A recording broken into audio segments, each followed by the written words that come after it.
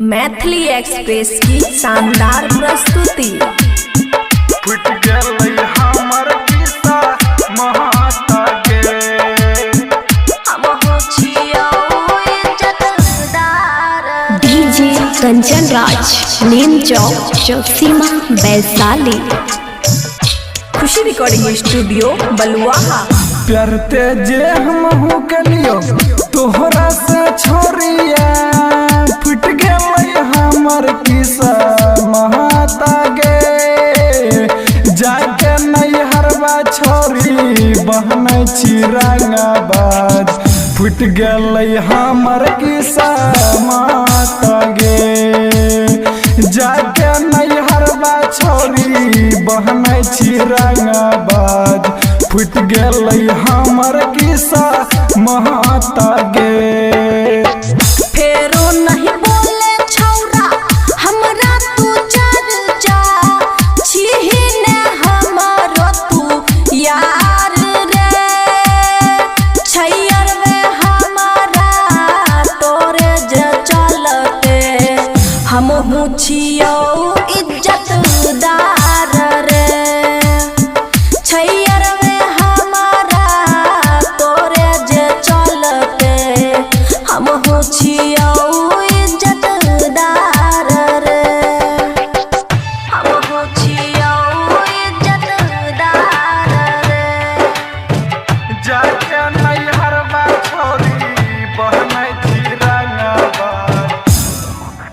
DJ Kanchan Raj, नीम चौक, चौसीमा, वैशाली। खुशी recording studio बलुआहा। रब से भी जाते हम मंगरी हो तोरा, मिल गेलै ओकर इजहार गे।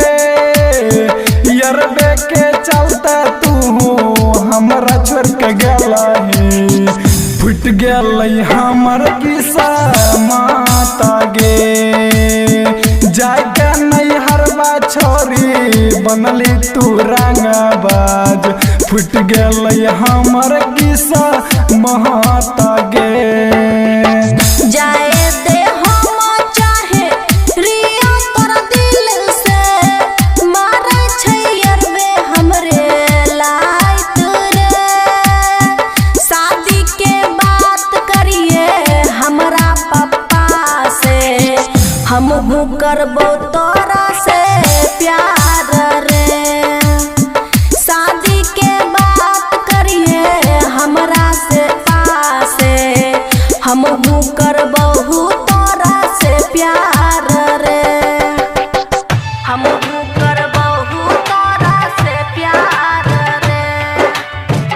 जाके नैहरवा छोरी बहनै छी रंगाबाज। डीजे कंचन राज, नीम चौक, चौसीमा, वैशाली। खुशी रिकॉर्डिंग स्टूडियो बलुआहा। गाबै छै खुशी यादव हमरा जे संग में, हमरा आबै छै बड़ी याद गे। जाके नैहरवा छोरी बनली तू रंगाबाज, फुट गेलै हमर किस्सा माता गे।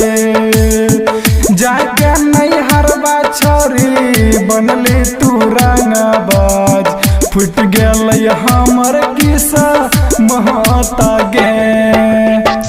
गाबै छै वीडियो विशाल हमरे जे संग में, लागै छै बहरी प्यार रे। छैयर में हमारा तोरे जे चलते, हम हूँ जे छियौ इज्जतदार रे। छैयर में हमारा तोरे जे चलते, हम हूँ छियौ इज्जतदार रे। खुशी रिकॉर्डिंग स्टूडियो बलुआहा।